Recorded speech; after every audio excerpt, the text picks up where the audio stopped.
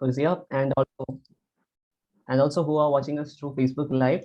And I'm really privileged to share such a evening with people from all around the world, youth from all around the world, and I'm looking forward to a great panel discussion coming up. And before moving on to the panel discussion, I would like to give a brief idea about what is youth peace and security is all about, and after that we can move on into a panel discussion. So,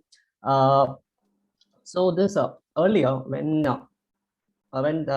that in countries that were affected by these conflicts and violence, the youth were often perceived as perpetrators or victims of.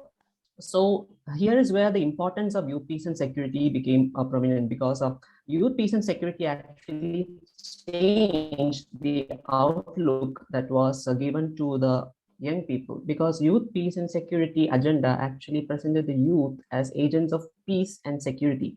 And accordingly, what happened is that the UN Security Council, they came up with a resolution called Resolution 2250, in which they recognize the positive role of youth in preventing and resolving the conflicts, as well as in countering the extreme terrorism that is happening, and also the role of youth in building peace all across the world.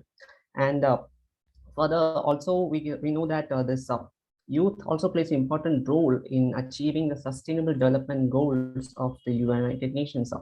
And so the UN actually, this resolution 2250 actually focuses on 5 main action areas of that involves the youth. That is the participation, the protection of youth, the prevention of youth, the partnership with youth, and also their disengagement as well as reintegration.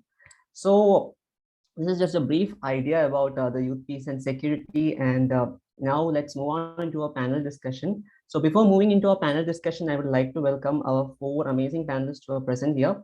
So I would like to welcome each of you to come forward and give a brief introduction about yourself. And after that, we can move on into our panel discussion. So Anujita, you can start. Thank you so much, Greshma and Ecofees, for the invitation as well. And I'm happy to join with these, well-known professionals in this panel discussion. So my name is Anujita Svaskran. I am a youth and peace activist based in Jaffna, Sri Lanka. I recently graduated from University of Kalani, and I did my bachelor's in peace and conflict resolution. Yes, thank you so much. Okay, Gaji, you can go. Thank you, Daniel and Greshma, for the invite to be part of this amazing panel. So my name is Gajitra Pubanendran, and I'm from Colombo, Sri Lanka. So same as Anujita, I'm from Sri Lanka, but different district. I'm a trainer and facilitator in youth and peace, and also one of the core team member of Create Initiative. We are a youth-led organization that focuses on community empowerment. So I'm glad to listen to what the rest of the panel has to say mainly. I hope you all have gained a lot from this fruitful discussion. Thank you. Faisal? Yeah, hello everyone. It's me, Faisal Ilyas, and currently I'm doing research studies in peace and counter-terrorism.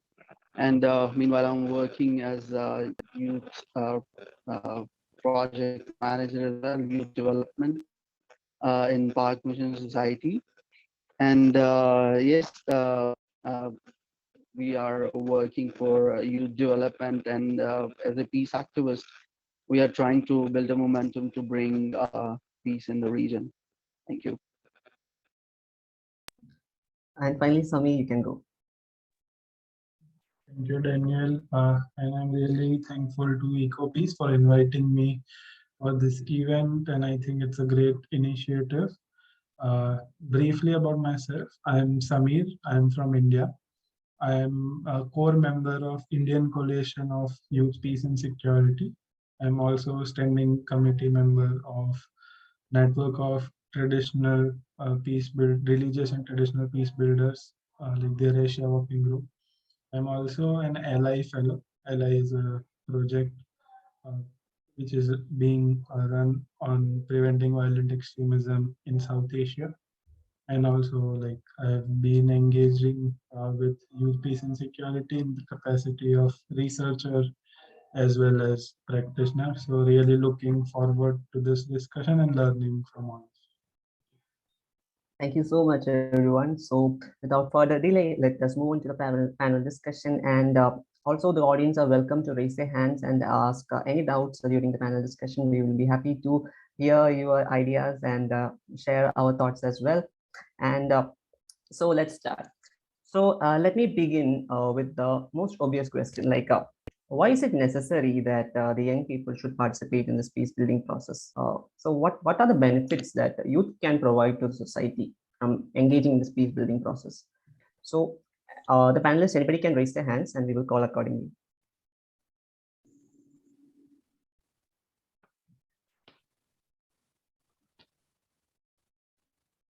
Okay, Gaji, you can go. Okay, thank you, Daniel. So I thought I could start first. Going back to what Greshma started the panel with, we young people make 1.8 billion of the population. So that's basically approximately 25% of the entire population, right? So we have the numbers. And imagine you're trying to do something for the world, but not including the 25% of the population. Is it representative? Is it meaningful? So there comes one of the main reasons of including young people and why they should participate in the peace building process. Not only that, in most of the countries where there's conflict, majority of them are young people. Especially in Sri Lanka, we have like around quarter of the population is once again young people, though we had an armed group conflict before, and we're trying in the peace transition process. Not only that, even in the countries where the conflict is happening, again, you can see a lot of people, at least a quarter of the population is made up of young people. But despite the numbers, let's look at the role that young people play in this process. Because one thing is that young people assume different hats, they play different roles, they take different stances when it comes to taking peace building initiatives. So in that case, it's important that we harness that creativity that they bring, that power of grouping. They are able to like form movements together, come together and do things quickly. So it's important that we harness that benefit that they bring to us.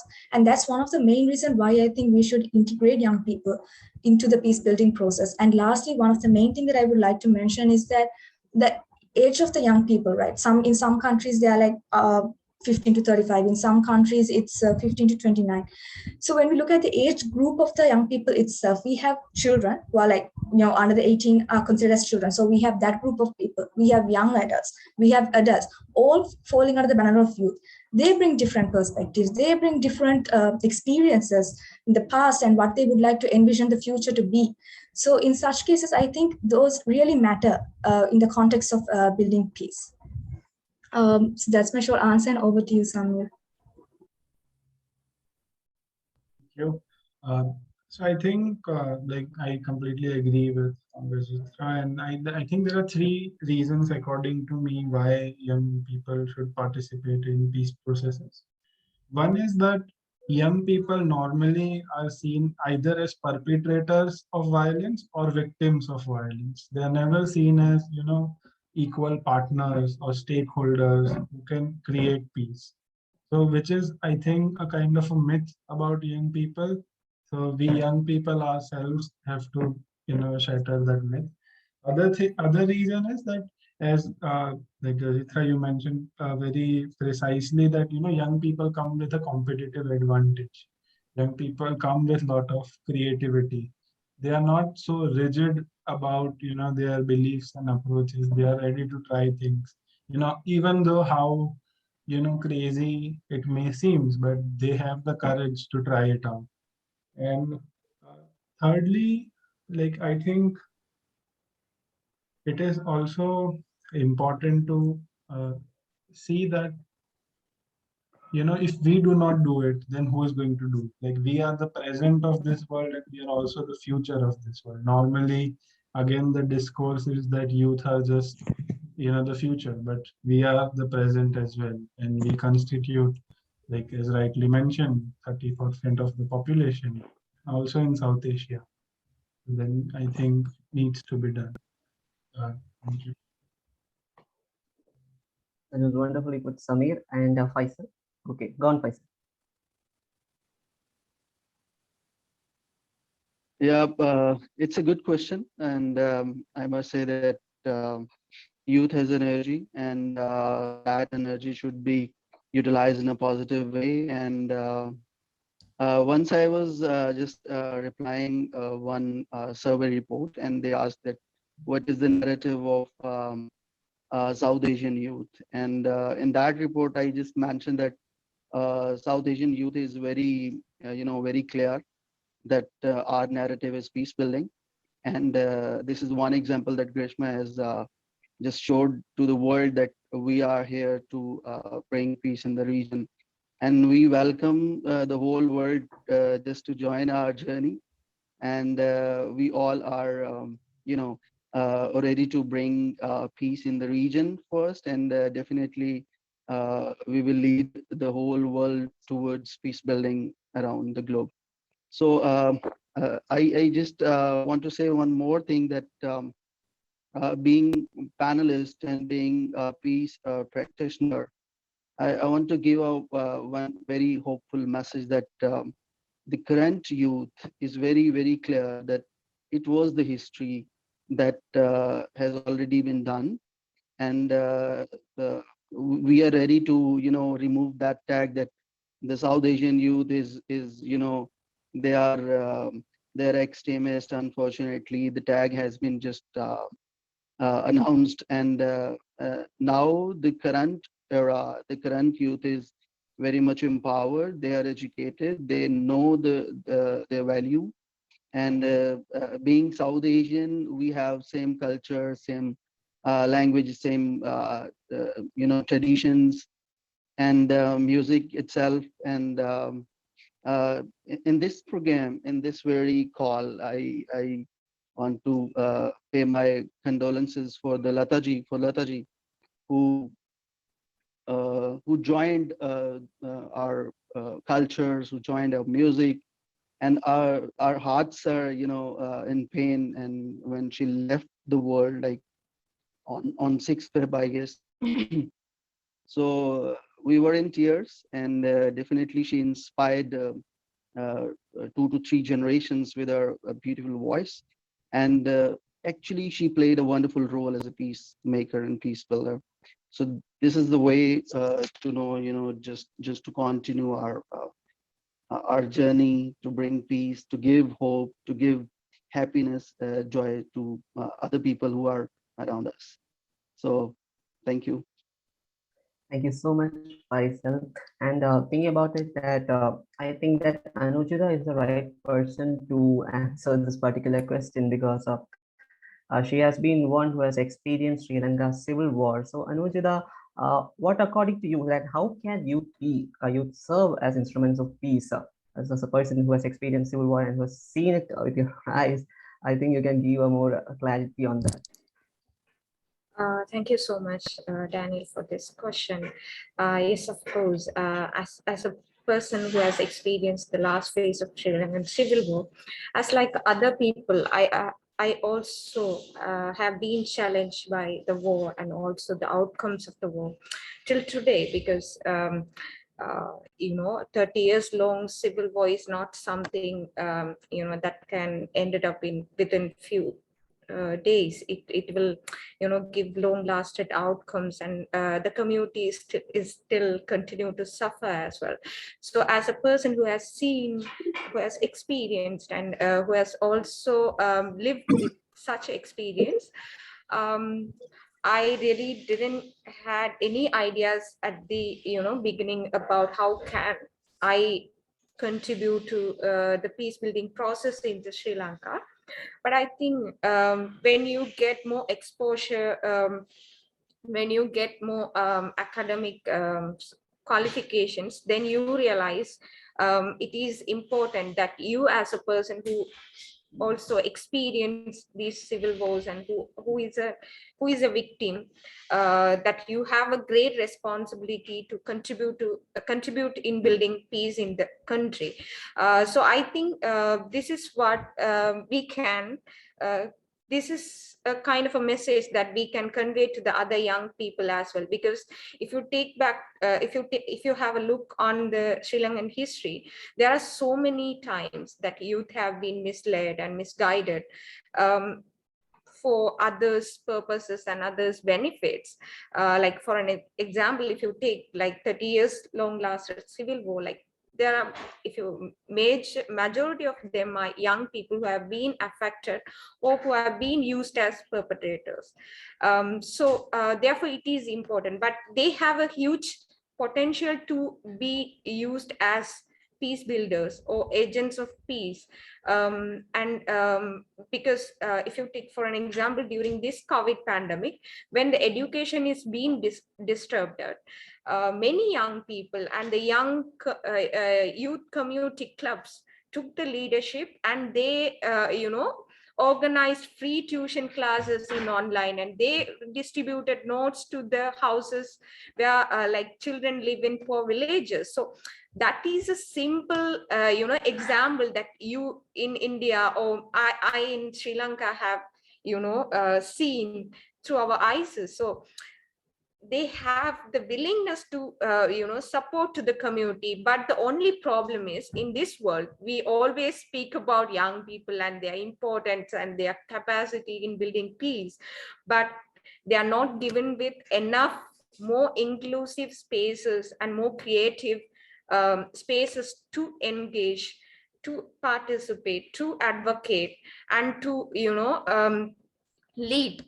So I think this, I have been, after 2009, I have been participated in many panel discussion and been in many workshops and been in many conferences. They have been saying in speeches that young people have been given with spaces for engagement, but it is not given. That is a sad reality, because if the young person is given with enough education, skills, and also tools to develop their potential, they can lead the change.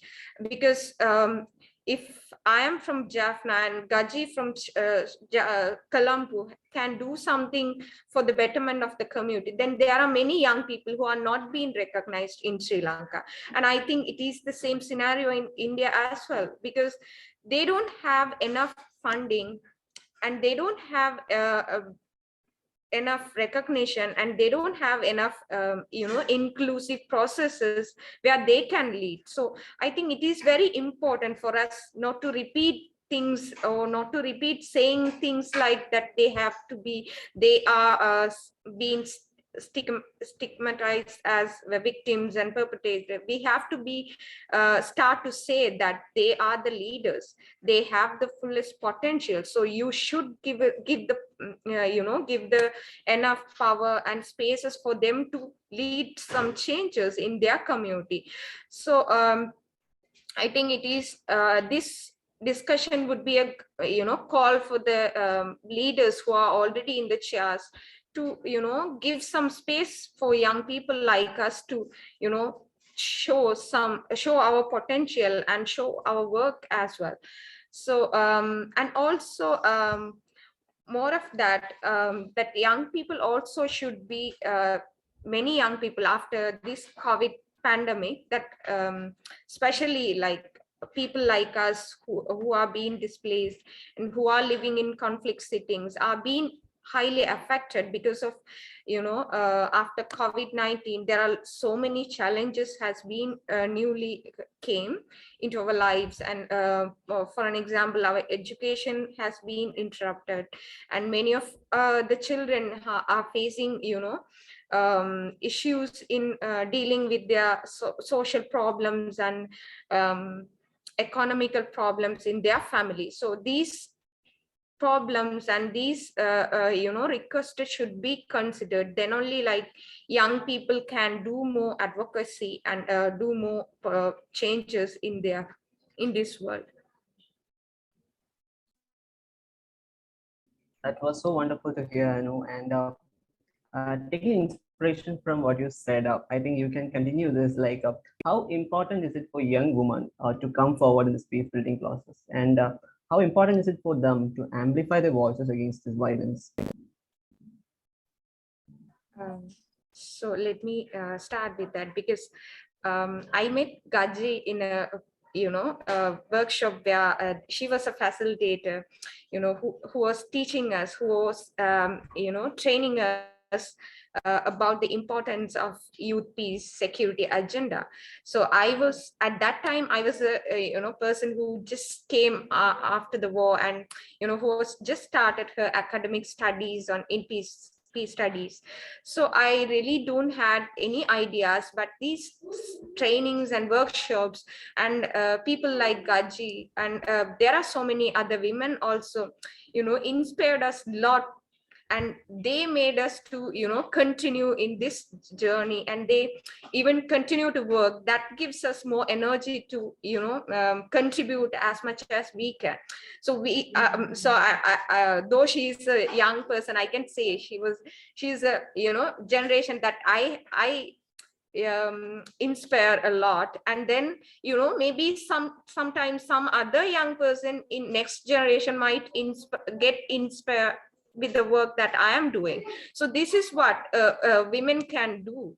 She can transform a generation as more productive and as more well capacitated. So I think this is a small example that I can tell. And also apart from that, by providing education for women, that they can advocate for the issues that are not being identified, because when you take gender, it is more sensitive, and women who are affected by conflicts or who are being challenged by different bad situations faces different problems compared to men and others. So their problems can be addressed by women only, and their problems can be solved by women only. So it is very important to involve women in the process of peace building and or in any other decision-making sector, because otherwise the problems or the issues that are being faced by women will not be addressed. So therefore, I think it is a very much important to involve women to identify the problems that are being faced by them, and also to transform a whole generation into more productive. Over to you, Daniel. Yeah, Faisal, how do you feel like the importance of women in the role of peace building?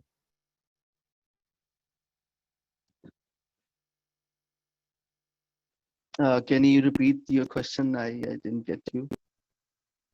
No, I was asking the same question that I was Daniel. as a man. Can you hear me now? Yeah. So I was Yeah, asking you the I same can hear question that I asked Anujita as well, that as a man, how do you think that the importance of women and the role of young women in promoting peace and security, and why is it necessary for them to raise their voices against the violence that is happening across the world?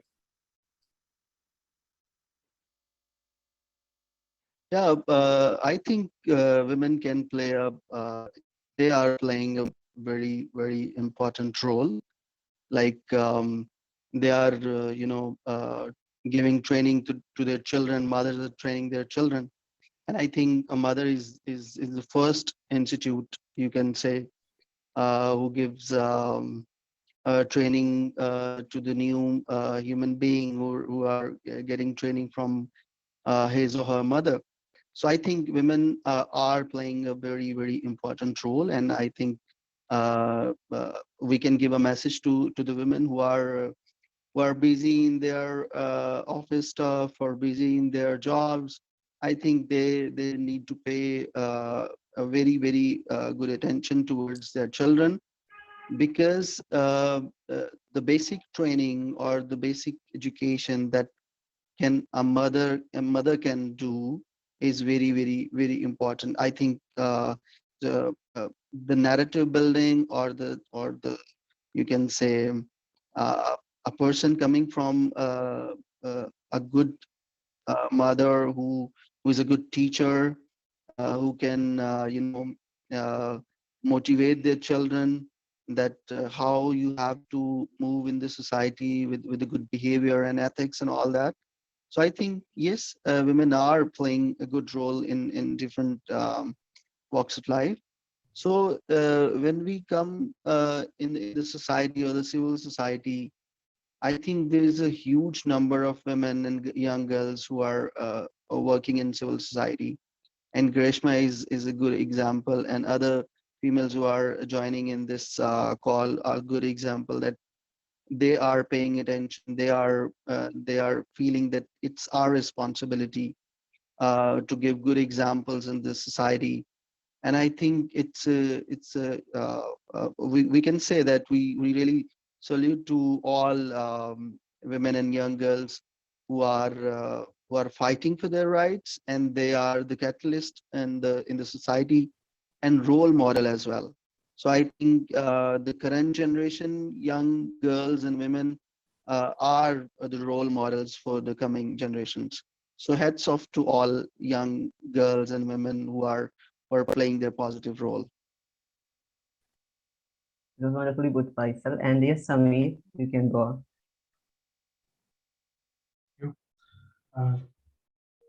I think, achieving peace is impossible without women participating, and especially young women participating. Like if I say from my personal example, the young women peace builders I have met are, way phenomenal than the men peace builders I have met. Like the kind of temperament they come with, and also like, kind of the non-violent approach at times they bring in, and the diplomacy, because I've seen many young peace builders, and they have their own ego issues and all of that.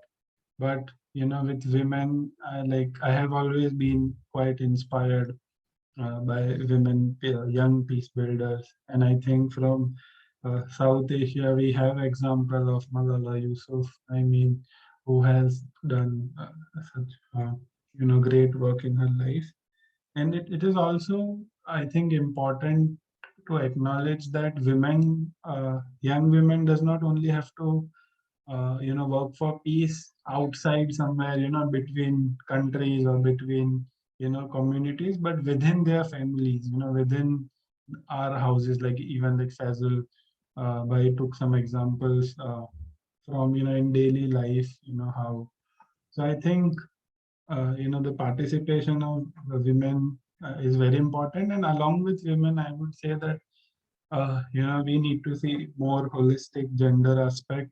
So even, young peace builders from LGBTQ community should be included, and and to make it possible, uh, young man peace builders needs to be supportive enough, needs to be non-biased enough uh, for them to be included, and they should promote them.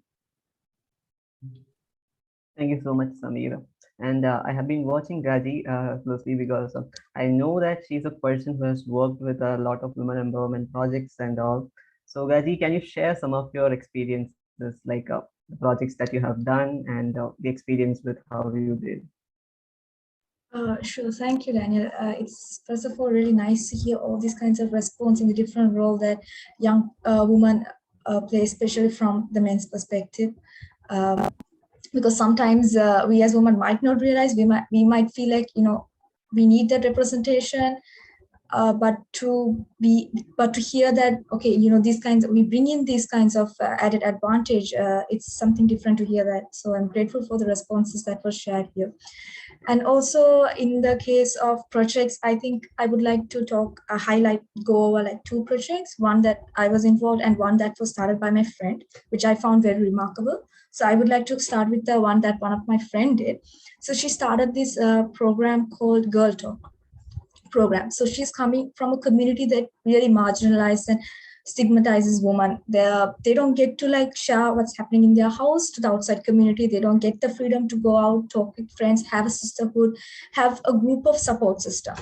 So she started this simple idea of Girl Talk, where she gathered everyone in the community to meet once a week. and they shared what's happening in their house. Like they first start off by saying, okay, what they're doing or what's happening in their house is something very basic, or even like what movie they watched, something like that, very basic.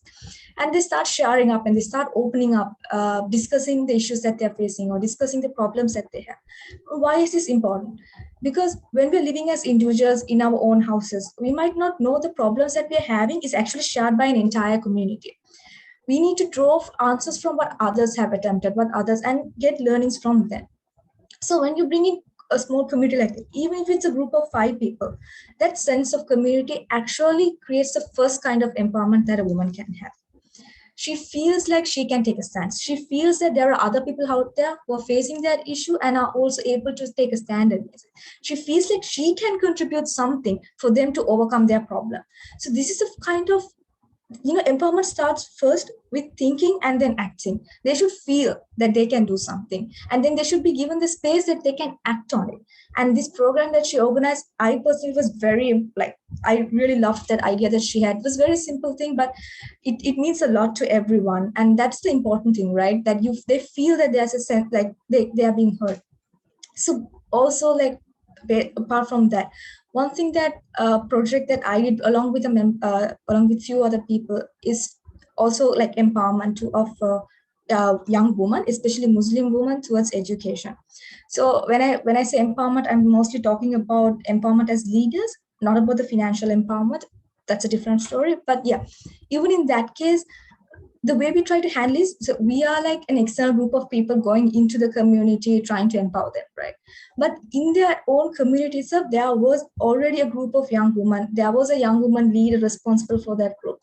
So we realized that they have ideas, they know how they want to solve the issues in their community, but what they needed is some resources, is that push from the external parties to make that happen.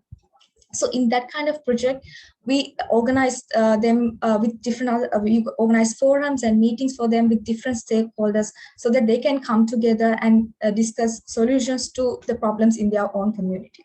So in this case, one of the key thing that I would like to share is that we need to see them as partners. Like I think it was already highlighted in this panel. We need to see every young person as a partner. We need to see every people that we interact with as partners, not just beneficiaries. Because at the end of the day, we want to do something for them. So if you're going to do something for them, you need to listen to what they want. You need to listen to what their needs are. So these are some of the key takeaways. Like it's very easy to organize projects, organize programs, but we have to make sure that the programs that we organize, that the projects that we organize is based on the needs it's based on the needs of the people, it's based on the needs of the partners. Otherwise, it might not be productive. So I can give 1,001 examples of projects, but this is the takeaway that I would like to share in this panel discussion. So do not assume the things for the community. Ask them what their needs are. Ask them what do they want. Be very concise about it, and then plan the project or the program that you have. And also, I would like to acknowledge, I'm really happy to see that Anujita actually cited me, but I think it's empowering for me to see her here after all these years, continuing the work that she wanted to, actually designing the path that she wanted for herself. So I think that's more empowering than me as someone who tried to just pass on the knowledge that someone has actually given to me. So yeah, thank you. It was wonderful, Gaji. Actually, I was thinking like how you people are setting the path for others to move. Like you are really inspiring what Anujita shared and what Gaji shared. It will all kinds of inspire young people to come forward and do more. And Aya, you have raised your hand. Do you have a question? Yes, thank you, Daniel. Like hearing everyone talking about young people, how we really need to put our work and all the works everyone have done. Like, how are we going to put people from different age groups together? Because I think in South Asia, because of our culture, maybe when people of different age group comes, there is always a friction, and we don't know what to do. The elder people don't know what to do. So how are we going to do that, as you have practical experiences in that? Sure enough, because we also know that these the old people, when we work with old people, they have their own ideologies and traditions that they like to follow, and sometimes they don't like to share our ideas together. So I would like to hear what the panelists have got to say on this and what's their take. Okay, Faisal, you can go on. Yeah, it's a beautiful question itself. Uh, I believe our older people have a lot of experience that they are like 60 or 70 years old, but they don't have that much energy to utilize that huge experience. So I think that relation can bring a lot of difference, like with the help of 60 or 70 years experience, and with energy of 20 or 25 years old young boy or a young girl can create a big difference. Like I think it will be a great, as I usually do. I used to sit with older people and uh, make some discussion with them, and their guidance and their experiences they shared. I think I built a lot of concepts on their experiences. So I think it's a very good question and a very good practice as well. So I think we need to sit with our older people or our grandparents. We can sit with them and we can hear how they spend their life, and in different situations how they reacted. And I think being peacemaker and peace builder, we need to understand the behavioral studies as well. So when we understand the psychology of the people or behavior studies, and I think we can create a peaceful atmosphere. So once I was in a Paris Peace Forum, it happened in 2018. So I called a meeting that we will discuss what is peaceful atmosphere. So there were some people who showed interest that we really want to understand what is peaceful atmosphere. We didn't hear such kind of term before. So when we gathered and they said that first introduce what is in your mind, what do you want to say about peaceful atmosphere. So I gave them an example that when we go in the library, we have to stay calm and we need to study things, and we read the books. And when we go in the garden, we silently we listen the voices coming from different birds and from different plants, you can say. Or when we go at the seashore, we hear the voice of tides. So these are the different atmospheres. So when nature go with the flow, with the natural flow, it gives you the sense of peaceful atmosphere. So in our mind, in our body, in our soul, we need to create that uh, peaceful atmosphere first, and then we can go in the community to give the same message that what is the peaceful atmosphere. So I think when everybody is happy, when everybody is enjoying his or her life, nobody is violating the human rights, and society is peaceful. So that sense of sincerity, that sense of care, that sense of respect create a beautiful, peaceful atmosphere. So I think with this mindset that our elders can give us the teachings of their life experience. So with the energy of young people, we can bring good changes and positive changes. Thank you. It was wonderful, Savi. It was great to hear such an amazing thought, because I didn't expect that such an answer will come, because it was so inspiring that what you said that. And Continuing with what you said, I would like to put on another question. Like, as you said, that young people, they are full of this bigger energy, and they rush to take up decisions. So what happens is usually these young people, they get inspired by these ideologies, and they become sellouts in what they preach and all. So sometimes these ideologies direct them to do something good, and sometimes it end up they becoming extremist or something like that. So what I have noticed is that religion does play an important role in such cases. And the question that I would like to ask you is that how does this religion can create different opportunities and risk for the young people? And how do these young people perceive these differences? Am I clear?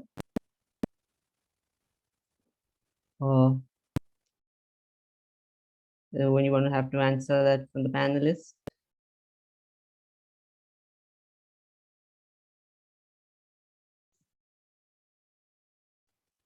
Okay, guys, you can go on.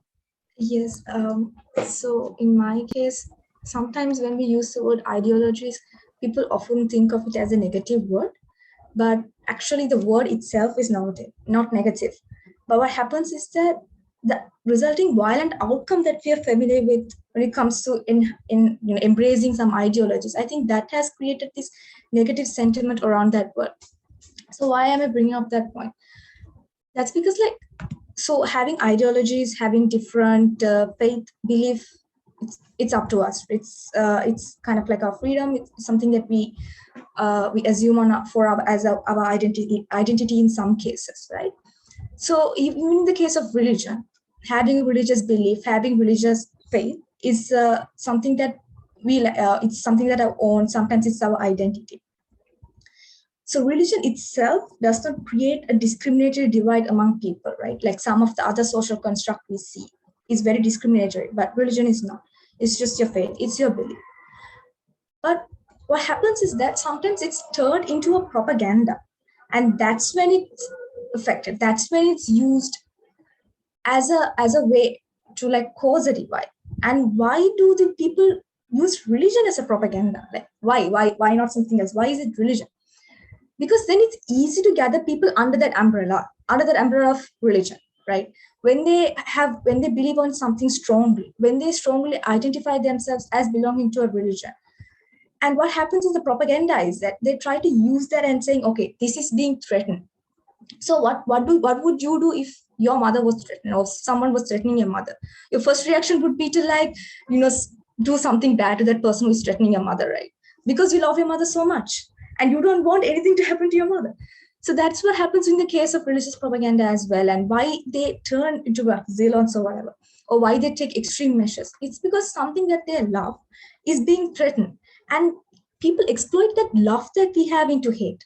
We don't have hate towards another religion. We love our religion. But what happens in the propaganda is that love is used as if you love something, then you're supposed to hate the other thing. That kind of idea is enforced for young people. And when that happens, they get very defensive, and then what happens is that they are given some resources and ways to organize negatively by the people who propagate these things. And when they are given such resources, they might not think, they might act on it, right? I'm not talking about the entire young people's population, but a few people.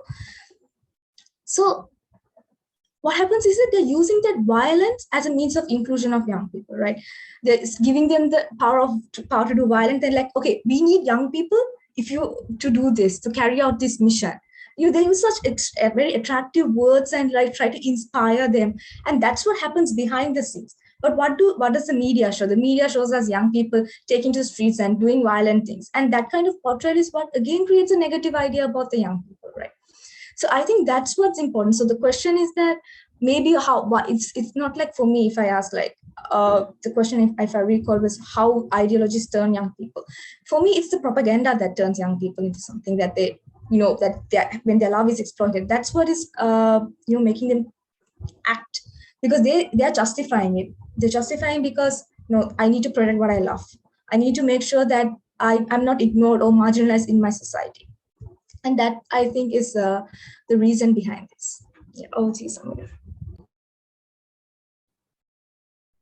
Thank you. So I have three things to say on this point. One is that, if you see the numbers, the youth directly engages into violent extremism is very less. And that would be a few people who have joined some terrorist groups, or some people in a way who have joined armies at a very young age. So that proportion is very little, like hardly must be 5-10%. But there is a study also on it. So that is one thing. Other thing is, it's not just the religion, which is driving people. So if we take example of China, so China is a communist country. There is no religion there, but yet, youth are radicalized there in different ways. And like, for example, in India, to join Indian Army, you can be only 16-year-old. And there are so many people who join, at the soldier level at 16. So like, imagine the kind of, mind frame you are in and the kind of training they go through. It is in a way, brainwashing. And other thing is that, youth is somewhat like, they have very fresh minds, and they have not already decided on many things. So it is possible to, create, like I'm saying this psychologically also, it is possible to create new neural paths in their mind. And there are special techniques which are employed by violent extremist groups to do that. So we need to acknowledge that. And other thing is, like I've done my research in Kashmir, and the circumstances around youth also play a lot of role into them, getting radicalized or joining some violent extremist groups.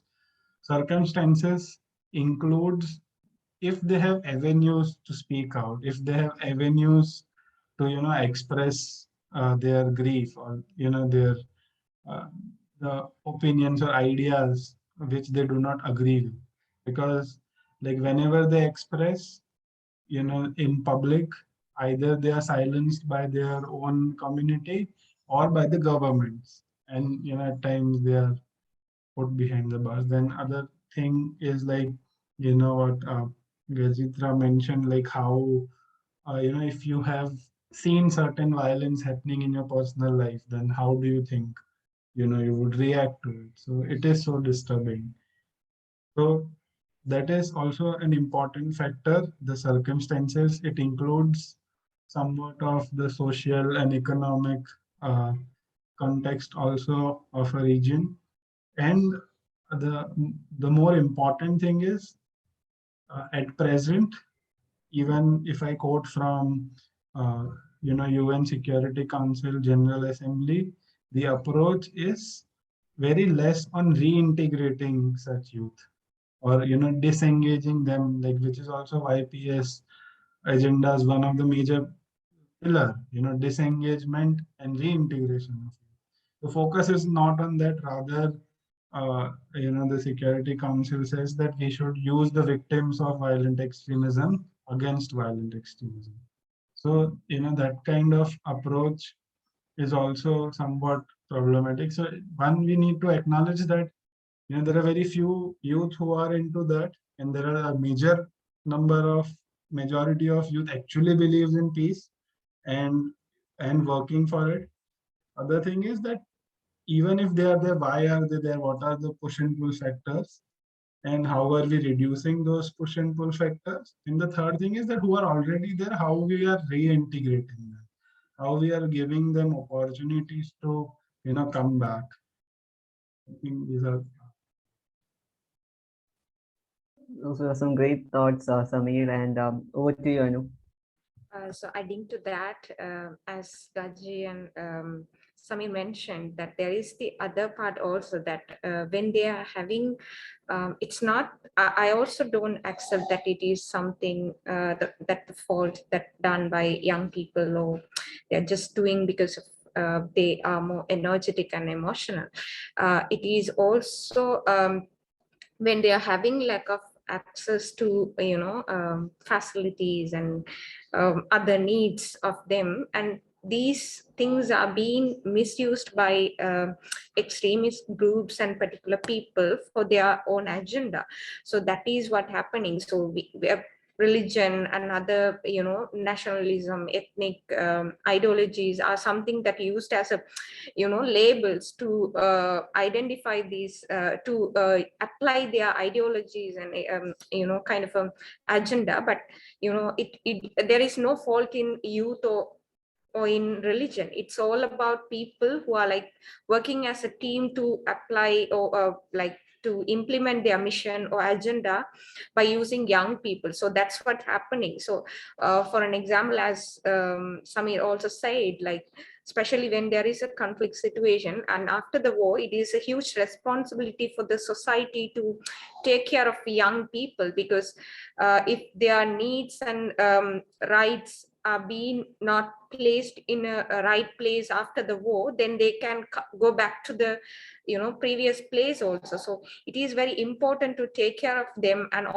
also understand and work together with them to help them to get back their rights and the needs they have requested previously, because otherwise it will become more problematic and brings a lot of issues as well. So that's what I think happening around the world. For an example, if you take Sri Lanka also, like still we are not achieved the real peace in our country because of these issues, because the issues or the problems that are being discussed previously are not well identified or being taken into consider by the people. So that makes sometimes social problems in the community as well, in the post-war society as well. So I think when young people who are being marginalized and who have less access also being used in this used for these context, and apart from that, the people who has gone through violent or conflict situations are being also, when they are not even being considered, then there is a possibilities for them to go back to the old situations where they have where they being used as negative people. So I think these two factors also have to be considered when it's come to young people, religion, and other factors. So thank you.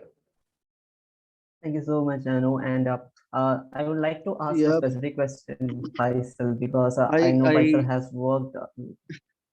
Daniel, I want to Yes, comment Faisal. one thing. It's very a good Okay. question that raised and other panelists just contributed. Actually, it's very important. I think it's a responsibility of parents as well, that what their children are studying, where they are going, who is teaching them. So I think parents should, follow the children or boys and girls who are going to school or colleges or wherever they are going for study. I think they need to keep on following the things that what they are learning and what they are going to implement. And usually we see what is our practice in the society, that we say that the children are young, they are 16 plus or 18 plus, so they know their do's and don'ts. So I think they are good for their routine. So this is very important, that parents should guide their children, as we were talking about, that what is the relation of the young and the older or the elder people. So this is what we need to say, that they should sit with the elder people. They should sit with the elder people to take guidance, to take the guidance for the right path. So I think grandparents or parents, they should play a very vital role to just to direct their children. And I used to say that unguided youth is unguided missile. It can hit anywhere. So be careful. And also, Faisal, I would like to put on this question, like you have worked with URI for a lot of years, and how did working with the United Religion Initiative actually changed your perspective towards different faiths? Yeah, it's a beautiful question, and URI is very close to my heart. United Religions Initiative, and as we were saying that religion doesn't apart us. Actually, these are our interests and means or political goals. You can say which misuse religion sometime and faiths and sects and all that. So I think when I joined URI as a URI CC coordinator in 2017. So before that, I was just thinking about my faith. I'm Catholic Christian, and I have to take care of my faith, and that's it. When I joined URI, and I come to know that these are the religions who are around me, and I have to take care of them as well. So when I started participating in different rituals, like I used to go to celebrate Holi, Diwali, Eid Milan parties, uh, and different religious events. And when we met with the people from different religions, we started sharing our faiths with one another. And this is a big hurdle when we say something bad for other people, for other religions.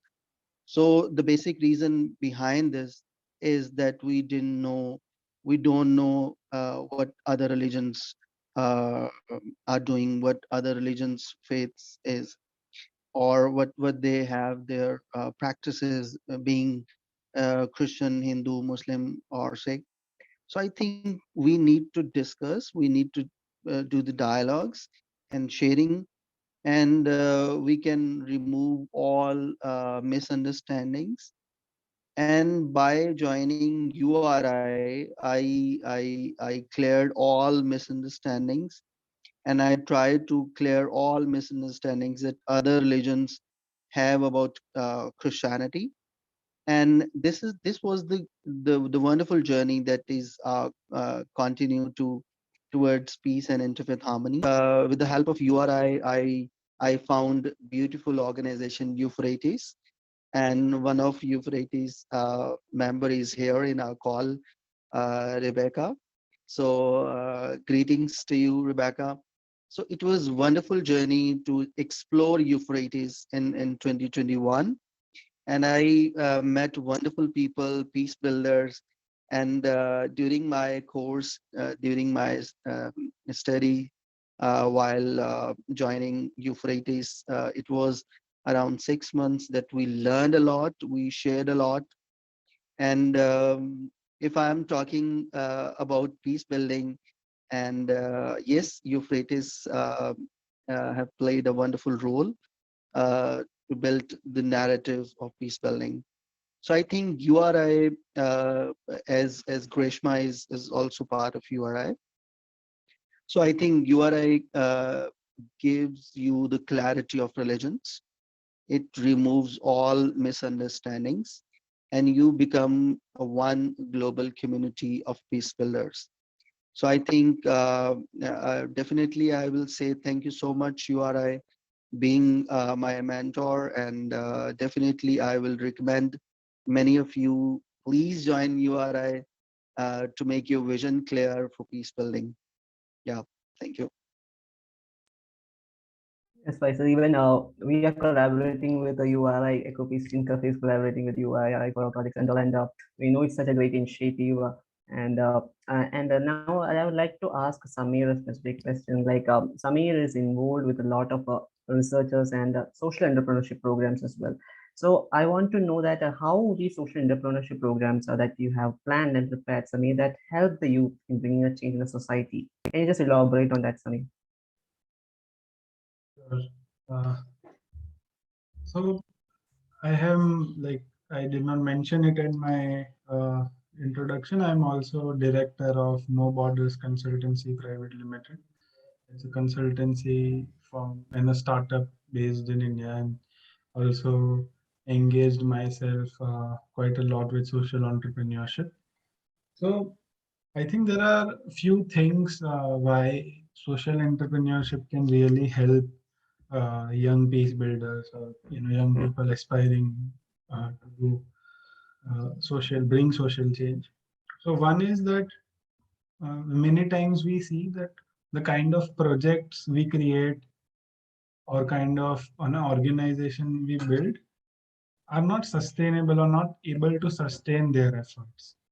So social entrepreneurship is kind of a model through which you can sustain your initiative or your innovation for longer period of time.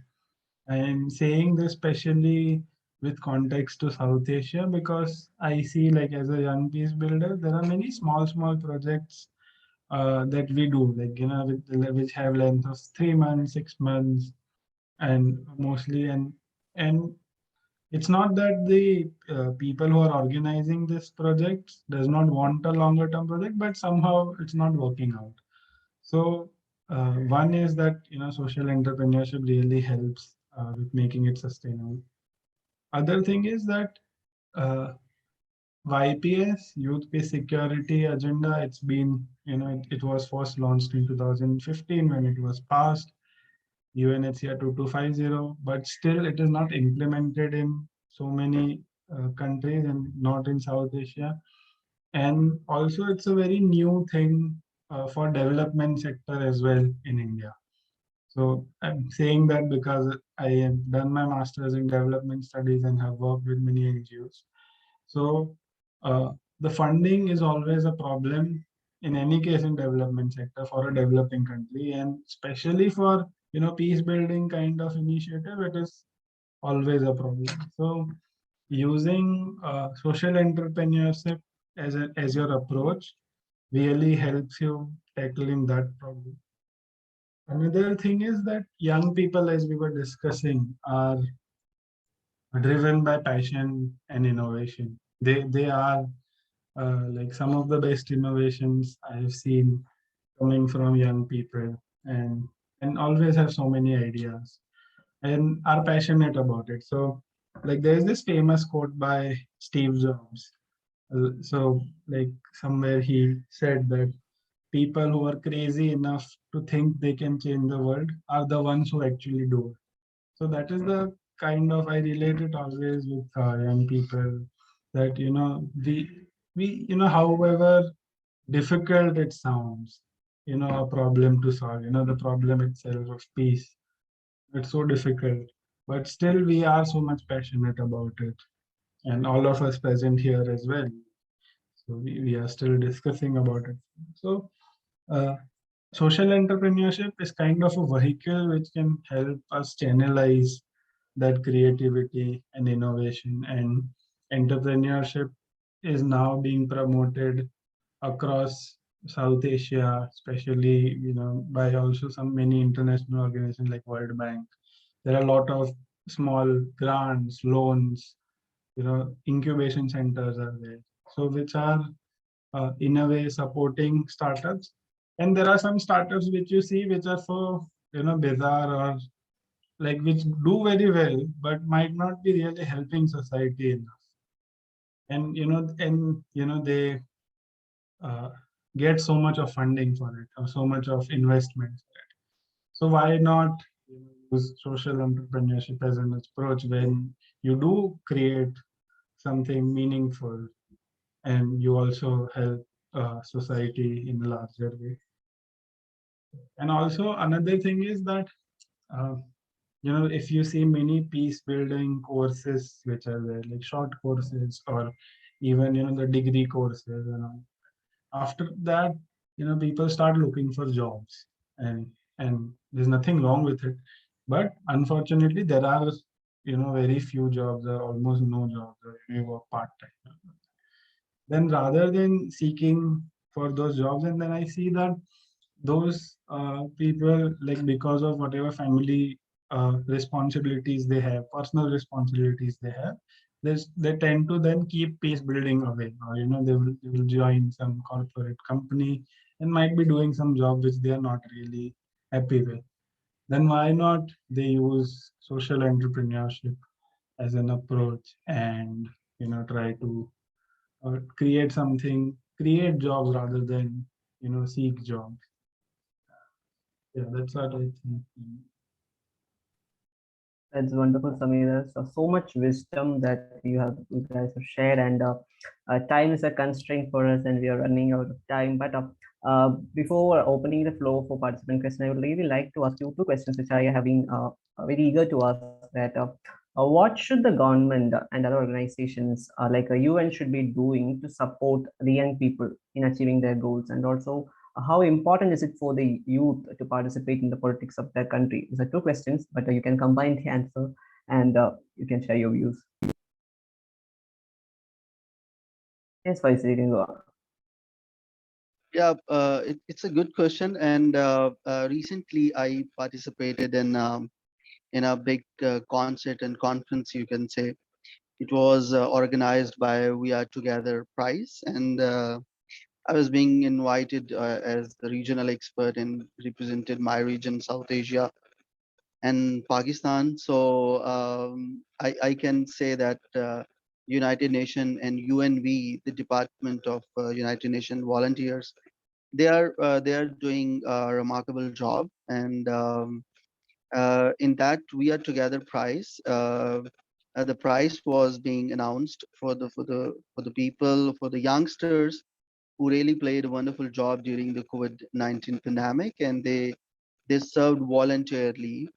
And in the whole world, there was like more than 900 applications they received, and there were very few who were being invited as shortlisted and nominated.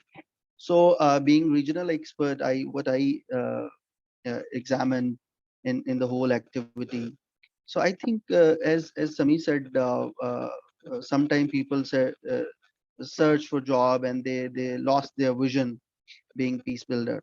So it's very true, and I think volunteerism is a kind is a term that uh, give us energy and encouragement. And I met people who were like more than 60 years old, and they were volunteering in different capacities. So I was inspired by hearing them that they are the golden volunteers. They are serving like more than 30 years, more than 40 years. So it gives me it gave me the motivation that I think if we are doing any job, we are doing any business. So apart from job and business, we should continue our volunteer work. And your question that how United Nation is uh, investing their money, you can say their intentions towards youth, that how they can help to the youngsters. So I am part of that UNV campaign from Pakistan, and I, being regional expert, I welcome all who are interested to do the things voluntarily. And I read a research and represented as well. So research says that if you volunteer your services in different capacities, it lower your blood pressure, it reduce your mental diseases and psychological problems.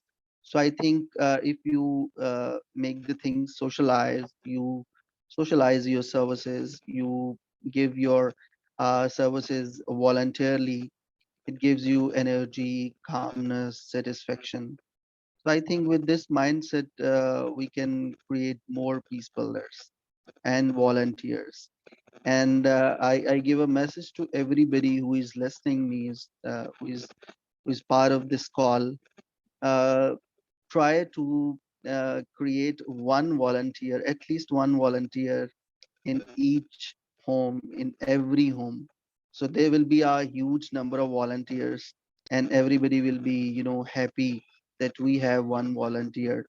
And if a colony or town or a city needs some manpower, so every volunteer will come from their home, and they will resolve the problem with no time. So one thing more I want to say, that Hollister is here from Euphrates. So thank you, Hollister, for joining this call. So yeah, that's it. That's it from me. Thank you so much, Faisal. It was so inspiring to hear. And Forrest is giving you appreciation as well. And Gaji, do you have anything to say? Yeah, just a couple of thoughts, He- maybe from my end. One is that the moment I heard the question, the first word that popped into my mind was freedom and meaningful space. So the best thing that we can do is that in the case of governments, even because we need that, we have a right to engage and we need the freedom to engage as well. We don't want to be, restricted, saying we are inexperienced or we are hot-headed, right? For example, because sometimes that's the kind of sentiments that the government share in most countries and most cases. So the first thing for me would be that freedom, because sometimes there have been cases where the peace builders do not have the security to engage in the activities that they want to. Sometimes they are taken in as prisoners on some other different grounds.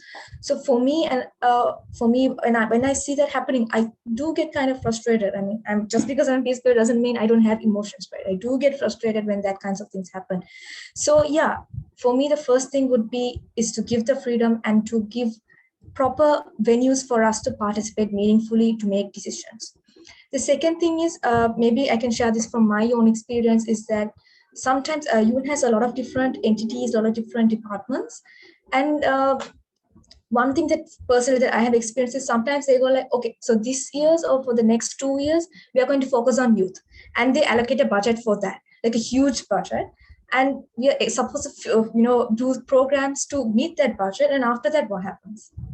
How are we able to sustain some initiatives, or how can we continue support young people financially or provide means? Because why is it like within that next 2 years that we need to focus on that particular agenda, and why is it not a continuous thing?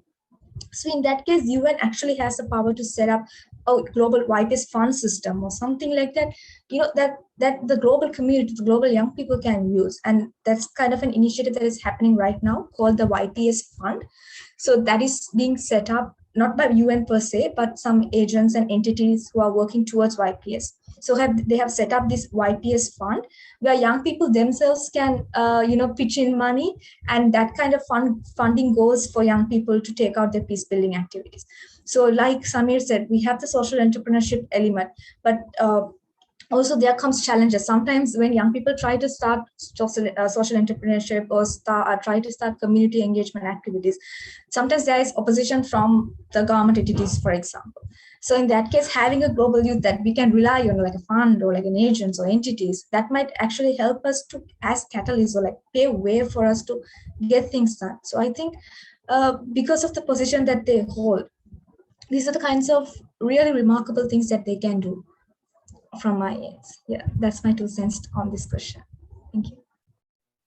Thank you so much, Gaji. And yes, Sami, go on.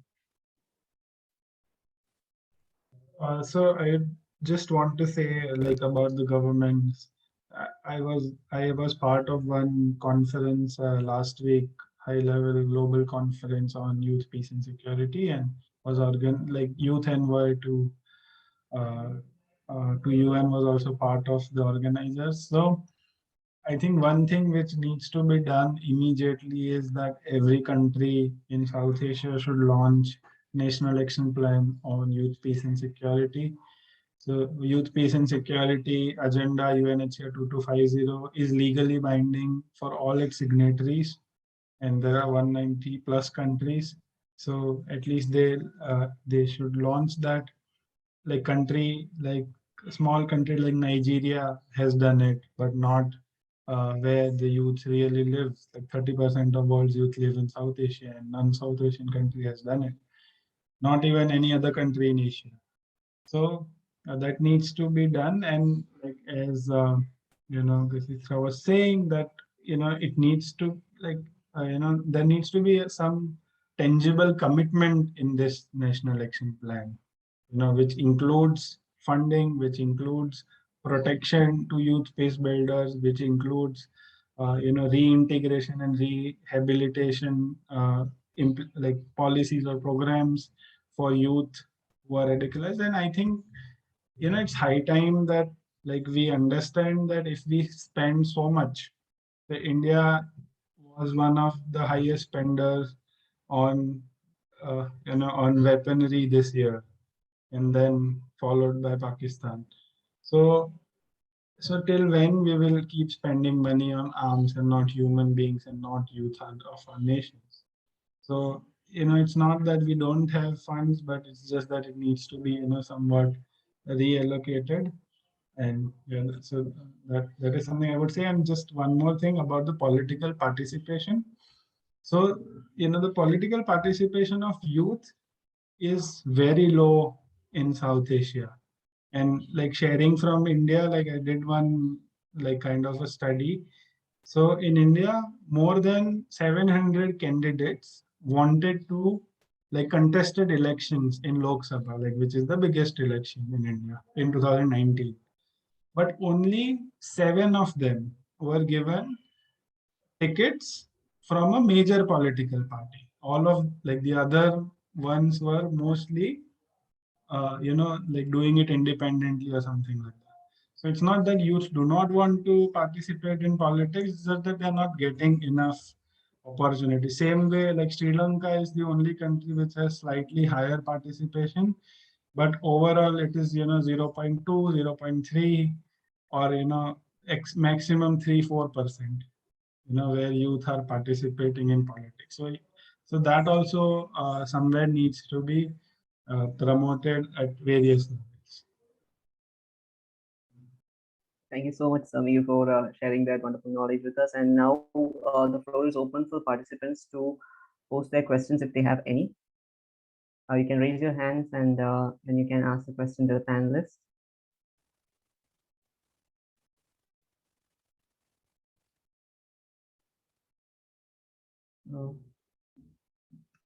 Okay, Grishma, go on.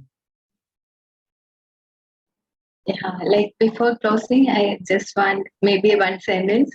I know Daniel have an exam to write, so before that we have to close this meeting. So I just need to hear from you. Like we all are from different cultures, different countries, but we are here together like a family and discussing about youth, peace, and security. So my question is, I'm just eager to hear like how can we bring young people from different culture, different religious background, and from different countries together and create more peaceful communities in the world. So I just want your ideas about it. You can maybe share maybe a one sentence or like maybe a minute. Thank you.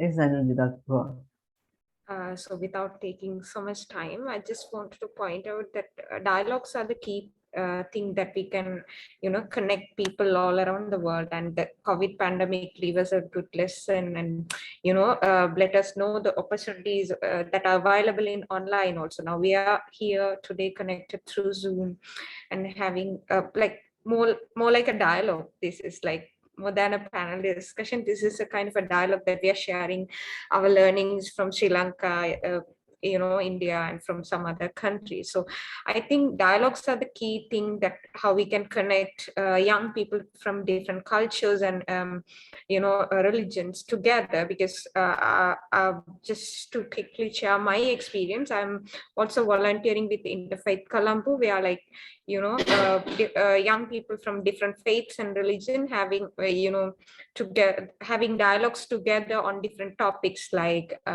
how women are looked up in a religion. So then I am from Hinduism. I used to go and talk about how Hinduism look women and all, and then some friend from Muslim community come and talk about what actually Islam says about women. So that help us to understand not only about the religion but also like it breaks the stigmas and perspectives that we have from without getting chance to meet together. So maybe, and the second thing would be having more exchange programs and all. For an example, in our university they have a exchange program for language students who can go to China and practice Chinese, and for the Korean language people, they can have a 6-month visit to Korea, South Korea. So these kind of things also help them to, you know, practically apply their knowledge and you know, their kind of lessons that they have learned in their own country, and they can go and exchange those ideas through those exchange programs. So I think these academic and education system should be also integrate these exchange programs in schools and countries, so then the young people can go to other countries and learn what the people outside of the country think and how they perceive the world, and what we can learn from them and how we can contribute to our own country. So I think these are two major things that comes to my mind when you are raising this question. Maybe with the time and all, I'm just wind up with this answer. Thank you, Grishma.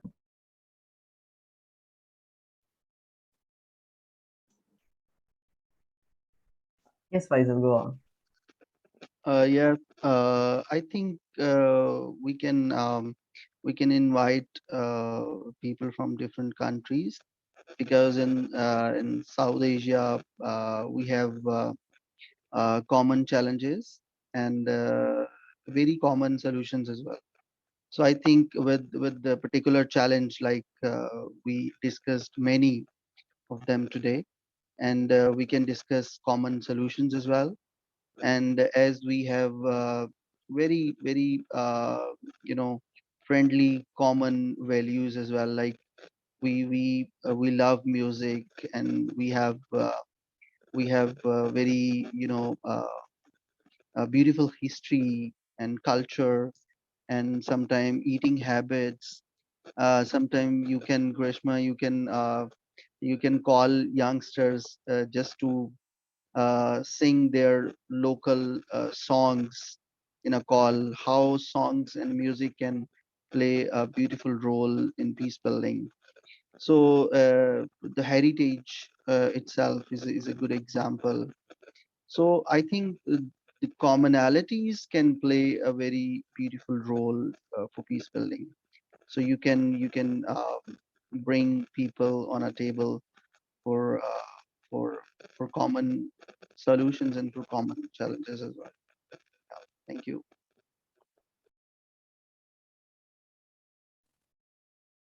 Thank you so much, Faisal. And I think there are no further questions from the participants. And then we can conclude our meeting. And before concluding, I would like to say a very big thank you to all of you, because it was so inspiring to hear you talk about and sharing your experiences and wisdom. And I feel greatly moved because it inspires. But when you share your experience, like you prove that things can be done by young people as well, and you are the living examples of that. And I feel so inspired talking to you and listening to your wisdom. And I just want to say that keep being the role models, keep inspiring people, and keep making the difference in the world.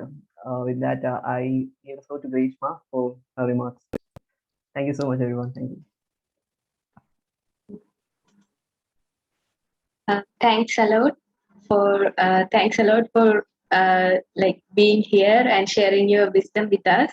And thank you, Daniel, for moderating this session wonderfully. And thank you so much. And special thanks to Holster and Rebecca. They are joining us from Euphrates. So thank you so much for guiding us and always being support for us.